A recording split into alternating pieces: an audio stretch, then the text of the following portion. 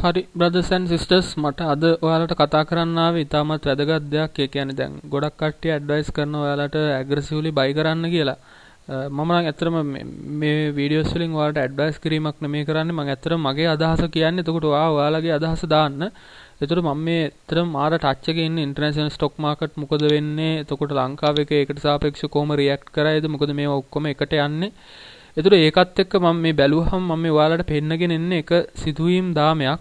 එතකොට මේකේ තියෙනවා US stock market collapse. එතකොට මේ ගොඩක් කට්ටිය වීඩියෝස් දාලා තිනවා second market crash is coming කියලා.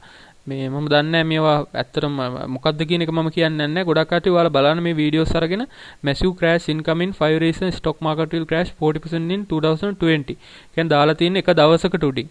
එතකොට මෙතන second stock market crash is coming. ඔක්කොම YouTubers ලා investment international investment YouTubers ලා predict කරනවා second market crash එකක්. හරිද? එතකොට මේක දාලා තින්නේ එක මාසයකට කලින්. එතකොට එතකොට එහෙම බැලුවාම පස්සේ proof that the stock market will crash again. සති දෙකකට කලින්. ඊළඟට ආයෙ මෙතන දාලා තියෙනවා second crash එකක් කියලා. ඔහොම දාලා තියෙනවා. එතකොට ඒකත් එක්ක මම ඔයාලට කියන්න යන්නේ වොරන් බෆට් දැන් කට්ටිය කියනෝනේ වොරන් බෆට් වගේ ගන්න කියලා ඉවරලා අඩු වෙනකොට ගන්න වැඩි වෙනකොට විකුණන්න කියන එකනේ කියන්නේ. ඒක නෙමෙයි වොරන් බෆට්ගේ ස්ට්‍රැටජි එක. වොරන් බෆට්ගේ ස්ට්‍රැටජි එක වෙනස්. ඒ කියන්නේ ඒක සමහරට ඒ හරිම අවබෝධයකින් නෙමෙයි මට හිතන්නේ වොරන් බෆට්ගේ ස්ට්‍රැටජි එක අඩු වෙනකොට මේ පොඩි ප්‍රයිස් ෆ්ලක්චුේෂන් එකක් ආපු ගමන් ගන්න එක නෙමෙයි වොරන් බෆට්ගේ ස්ට්‍රැටජි එක. වොරන් බෆට්ගේ ස්ට්‍රැටජි එක තමයි ලොකු මාකට් ක්‍රෑෂ් එකකදී ගන්න එක. ඒ කියන්නේ ලොකු මාකට් ක්‍රෑෂ් එකක් වෙනකන් එයා සල්ලි එකතු කරගෙන. ඒතර අපි බලමු මේ දවස්වල වොරන් බෆට් මොකද කරන්නේ කියලා. වොරන් බෆට් ෆ්‍රෙන්ඩ්ස්ලා ඇත්තටම මේ ගන්නව නෙමෙයි ඒගොල්ලෝ තියෙන ටික විකුණනවා වොරන් බෆට්. ඒ කියන්නේ මේක ස්ටඩි කරපු නැති එක්කෙනෙක්ට සමහරට පේන්න පුළුවන් ලොකු බුලිෂ් මූවමන්ට් එකක්. නමුත් වොරන් බෆට් මොකද්ද කරන්නේ කියලා බැලුවොත් එහෙම වොරන් බෆට් තියෙන ටිකත් මම කියන්නේ මන් දන්නේ මේ අදහස් නෙමෙයි මම මේ ඔයාලට තොරතුරු කියන නිසා මගේ අදහස කියන්නේ මේක සමහර විට මාකට් ඉහළ යන්න සම්භාවිතයක් තියෙනවා. මම කියන්නේ ඉන්ටර්නැෂනල් මාකට් සිටුේෂන් එක. ඔයාලට මීට වඩා වෙනස් අදහසක් තියෙනවා නම් කමෙන්ට් එකක් දාන්න. එතකොට මේ වොරන් බෆට් සෙල් කරනවා. වොරන් බෆට් මුලින්ම මොකද්ද කරේ? වොරන් බෆට් එයාගේ සවුත් ඒෂියා එයර්ලයින්ස් තව එයර්ලයින්ස් වගේක් මුලින්ම එයා සෙල් කරා. ඊට පස්සේ දැන් මේ ආයෙත් එයා සෙල් කරලා තිනවා. එයාගේ බැංකු ටික විකුණන්න පටන් අරන් තිනවා. එතකොට එයා නිතරම දැන් පහුගිය දවස් ටිකේ වොරන් බෆට් හැසිරුනේ හරිම අන්ප්‍රෙඩික්ටබල් විදිහට. හරිද? එයා මුලින්ම කියනවා මෙයා විකුණන්නේ නැහැ කියලා, එයාලයින්ස් විකුණන්නේ නැහැ කියලා මුලින්ම කියලා ඊට පස්සේ ඔක්කොම විකුණලා දැම්මා. එහෙම ස්ට්‍රැටජි එක තමයි එයා යන්නේ. එතකොට නැත්තම් මොකද අනිත් කට්ටිය ඔක්කොම එයා ස්ට්‍රෝං කියලා කිව්වොත් එහෙම අනිත් අය ඔක්කොම මේ ඒ කියන්නේ එයා ස්ට්‍රෝං කියලා කිව්වහම බයි කරනවා. එතකොට එයාට විකුණ ගන්න ලේසිනේ. ඒතර ඒ වගේ ස්ට්‍රැටජි එකක් තමයි මට පේන්නේ යන්නේ. එතකොට උදාහරණයක් විදිහට මේ බැංකුත් මෙයා ගොඩක් හොඳයි කියලා තියෙනවා. හැබැයි මෙතින් ඩෙල්ටා ඇන් මෙලන් එයර්ලයින්ස් විකුණනවා කියන එක තියෙන්නේ. මෙන්න බලන්න මේ වීඩියෝස් වොරන් බෆට් සෙල් බැංක්ස්. ඒ කියන්නේ මේ වීඩියෝ එකෙන් බලන් දෙන්නේ නැහැ. බැංක් සෙල් කරලා තියෙනවා. එතකොට JP Morgan සහ එතනින් ගියාම Goldman Sachs කියන්නේ යාගේ මේජර් හෝල්ඩින් එකක්. Goldman Sachs එකේ 85% විතර ප්‍රමාණයක් මෙයා එකපාර විකුණලා දාලා තිනවා. වොරන් බෆට් වගේ ලොකු ඉන්වෙස්ටර්ස්ලා අපි වගේ ෂෙයාර්ස් දෙක තුන අරගෙන එහෙම විකුණන්නේ නැහැ. ඒගොල්ලෝ ගන්නකොට ගන්න සම්පූර්ණ එකක්. මම කලින් ඔයාලට කිව්ව මතකයි අර ධම්මික පෙරේරාගේ වීඩියෝ එකේදීත් ඒගොල්ලෝ ගන්නේ ධම්මික පෙරේරා එක බැංකුවක් ගනී කියලා. ඒගොල්ලෝ ගන්නේ සම්පූර්ණ බිස්නස් එකක්. අපි වගේ ෂෙයාර්ස් කීපයක් ගන්න නැහැ ලොකු ඉන්වෙස්ටර්ස්ලා. ඒතර එයාලා සම්පූර්ණ බිස්නස් එකක් අරගෙන ඒක ඩෙවලොප් කරන්න උත්සාහ කරනවා මිසක් දැන් උදාහරණයක් විදිහට ධම්මික පෙරේරා වුණොත් එයා කොමර්ෂල් එකෙන් 5%යි එතකොට තව සෙලාන් එකෙන් 5%යි NTB එකෙන් 100% එහෙම ගන්න නැහැ. එයාලා එකකට ફોකස් කරලා එක බිස්නස් එකක් තමයි එයාලා බයි කරන්නේ. ලොකු මේ ෂාක් ලෙවල් එකේ ලොකු ඉන්වෙස්ටර්ස්ලා එක බිස්නස් එකක් තමයි බයි කරන්නේ. අපි වගේ හැම එකෙම පොඩ ගන්න නැහැ. ඒතර විකුණන කොටත් එහෙම තමයි. විකුණන කොටත් දැන් වොරන් බෆට් එකපාරම මේ බැංකු ටික මේ දවස්වල විකුණගෙන යන්නේ මේ පැය 4කට කලින් මේ වීඩියෝ එක දාලා තියෙනවා. ඔයාලට පේනවා ඇති. හරි. මම මේ ඔයාලට බුලිෂ් වෙන්න කියලා කියනව නෙමෙයි. ඒ කියන්නේ බේරිෂ් වෙන්න කියලා කියනව නෙමෙයි. තමන්ගේ තියෙන ස්ටොක් විකුණන යටින් ගන්න හිතාගෙන විකුණන එකන් ඒක ලොකුම මෝඩකමක් කරන්න පුළුවන්. හරිද? නමුත් තමන්ගේ එකපාර සල්ලි ටික දැම්මොත් තව මාකට් එක තව ක්‍රෑෂ් වුණොත් මොකද කරන්න කියන ප්‍රශ්නේ තමයි මට තියෙන ගැටලුව. මොකද මේක ඉවසාගෙන ඉන්න එක වටිනාකමක් තියෙනවා.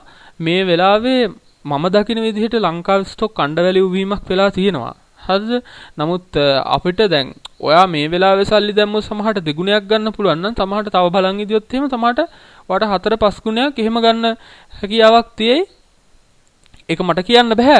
නමුත් මේක ඉන්ටර්නැෂනල් මූවමන්ට් එක යන විදිහ තමයි මම කතා කරන්නේ. හරි. ඊළඟට මම බලුවොත් මෙතන මේ ඊළඟට Warren Buffett company Berkshire Hathaway sells US airline shares. හරි. මේ Warren Buffett just sold bank stocks after airlines. මේ මැයි 16 දාලා තින්නේ.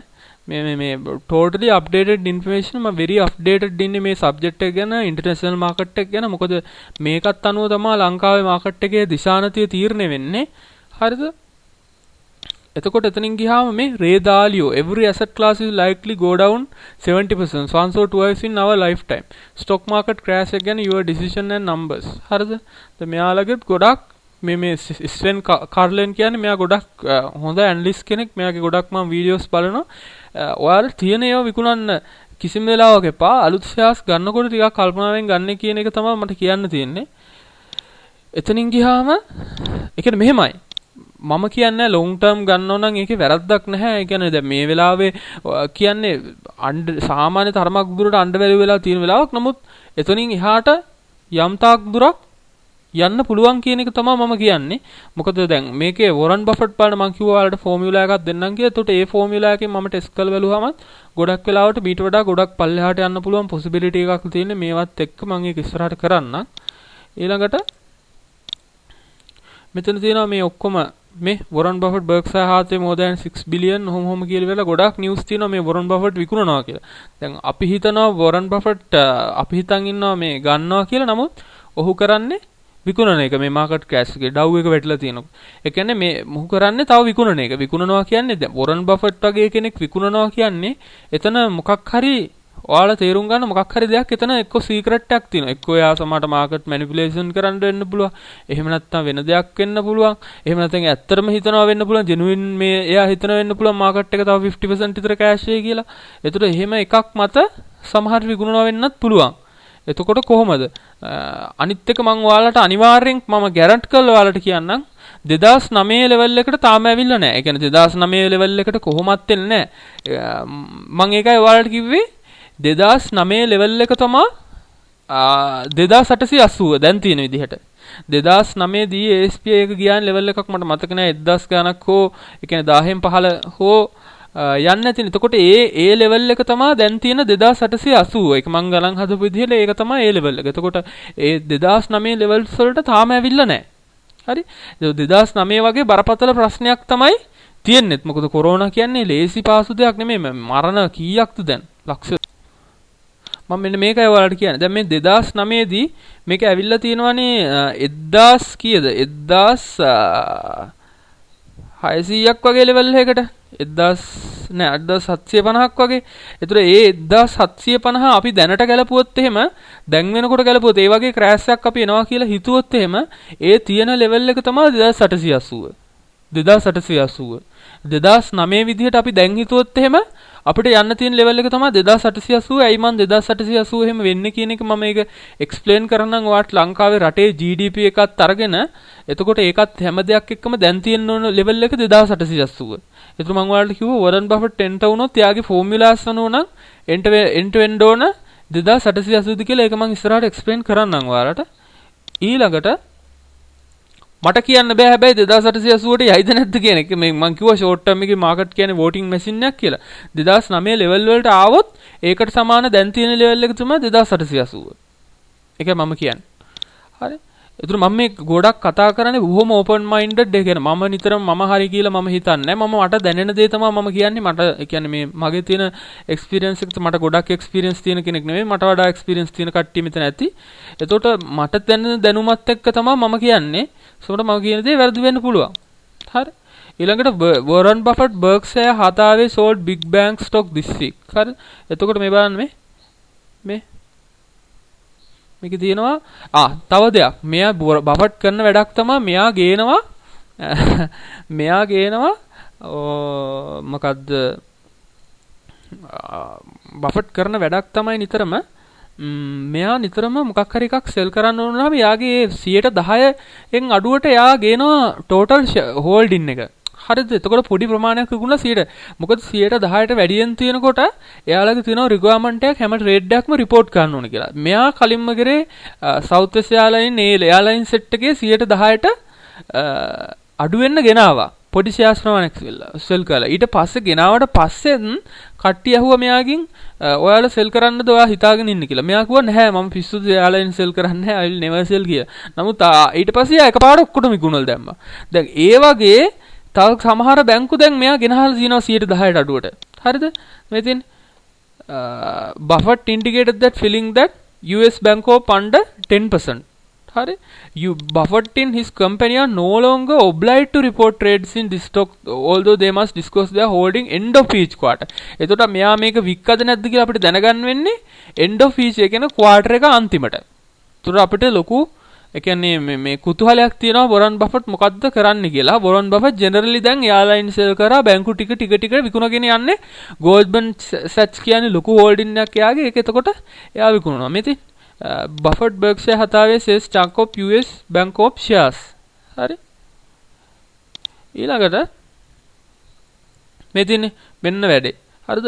Warren Buffett Berkshire sells majority මේ 16 මැයි දාලා තියෙන්නේ. මේ latest news මම කියන්නේ ඔයාලට. හරිද? Warren Buffett දැන් මම මේක සමහරට edit කරන්න හේකුත් නැහැ. මේක ඉක්මනට ඔයාලට දාන්න ඕනද මම බලපු ගමන් මම කියන්නේ. Warren Buffett Berkshire sells majority of Goldman Sachs stake. ඒ කියන්නේ එයා Goldman Sachs විකුණලා තියෙනවා. හරිද? මම මේකයි ලංකාවේ කම්පෙයා කරනව නෙමෙයි. නමුත් අපිට ඉන්ටර්නැෂනල් මාකට් එක බලලා මොකද්ද වෙන්නේ කියන ට්‍රෙන්ඩ් එක අපිට ගොඩක් බලන්න පුළුවන්. හරිද? එතකොට ඇත්තටම මේකේ වොරන් බෆට් ඇත්තටම මේ මොනවාද?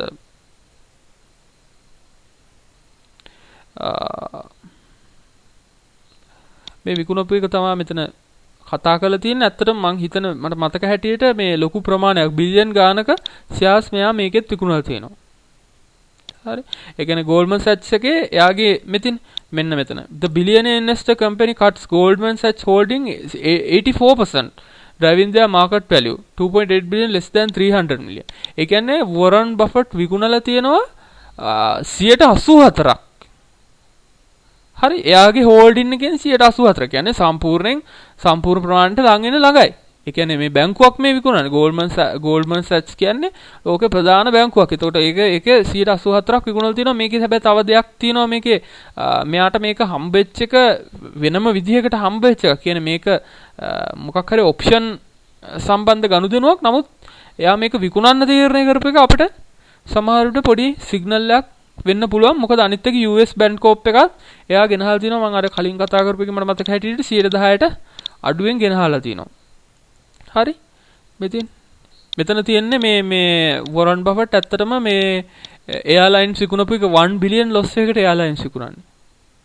මේ ලේටස්ට්ම නිවුස් තමයි මේවා. හරි. එතකොට ඒකත් එක්ක ඇත්තටම මේක තමයි මම ඔයාලට කියන්න හදුවේ ඉන්ටර්නැෂනල් මාකට් එකේ ලේටස්ට් සිටුේෂන් එක. මොකද මේක ඇත්තටම අපිට මේ අපි හිතන තරම් මේක සොඳුරු සරල වෙන්නේ නැති වෙන්න ඉඩ තියෙනවා. මොකද මගේ කියන්නේ මට මේක කියන්න තරම් තාම ඇනලිටිකල් එකක් මට හිතා ගන්න බෑ. මටත් මේ වෙලාවේදී ඇත්තටම කියන්නේ මේ මොකද්ද වෙන්නේ කියන්නේ මොකද ෂෝට් ටර්ම් මේක වෝටින් මැෂින් එකක්. ෆන්ඩමෙන්ටල් වලට ලොකු හිට් එකක් වෙන්න පුළුවන් හැබැයි. ඒතකොට ඒකත් එක්ක අනිත් එක මට කියන්න බෑ US මාකට් එකේ තියෙන එක හරියටම ලංකාවෙත් රිෆ්ලෙක්ට් වෙනවාම එහෙම වෙනවාම කියලා. මොකද US මාකට් එකේ තියෙන වෙනම වැලියේෂන් මෙහි තියෙන වෙනම වැලියේෂන්. හැබැයි ගොඩක් වෙලාවට ලොකු බලපෑමක් වෙන ලොකු ඉඩකඩක් තියෙනවා මේ සිදුවීම් දාමයත් එක්ක. දැන් ගොඩක් අය මම කිව්වා වගේ සෙකන්ඩ් මාකට් ක්‍රෑෂ් එකක් ගැන ඉඟි පළ කරනවා. එතකොට මොකද්ද වෙන්නේ කියලා ඔයාලා මොකද්ද කරන්න ඕනේ කියන එක තීරණය කරන්න. මම දැම්ම ඇත්තටම මාකට් ක්‍රෑෂ් එකේදී කොහොමද ඉන්වෙස්ට් කරන්න ඕනේ කියලා වීඩියෝ එකක් පුළුවන් නම් ඒක බලන්න. ඒක ඔයාලා ලොකු වටිනාකමක් වෙයි. මට කියන්න තියෙන දේ තමයි මේ ලොන්ග් ටර්ම් ඉන්වෙස්ටර් කෙනෙක් ෆන්ඩමෙන්ටල් වැටිලා නැත්තම් කොයි වෙලාවකත් ෂෙයාර් එකක් රුපියලට ගියත් ඒක විකුණන්නේ නැහැ. ඒ කියන්නේ ෆන්ඩමෙන්ටල් ෂෙයාර් එක ෆන්ඩමෙන්ටල් හොඳ නම් ෆන්ඩමෙන්ටල් අවුල් වෙච්ච ඒවා ඉතින් කරන්න දෙයක් නැහැ. දැන් උදාහරණයක් විදිහට ලාභ්ස් එකේ එහෙම net asset value එක අඩු වෙලා ගිහිල්ලා ඉවරලා බිඳුවට වෙනකම්ම ආවා. දැන් 0.1 ගානක් හරි බොහොම කියන්නේ එකට කිට්ටු ගානකටම ආවා.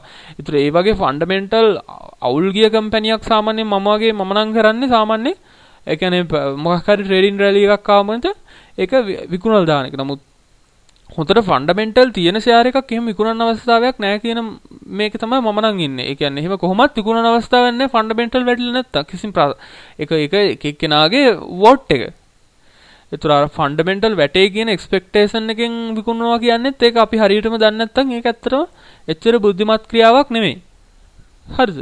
මේ මෙක්තේ මම මේ වීඩියෝ එක නතර කරන්න වීඩියෝ එකක් දිග වැඩි වෙනවා මේ නමුත් මේවා ඔයාලා බලලා ටච් එකේ ඉන්න කොහොමද මේ මාකට්ස් වැඩ කරන්නේ කියන එක.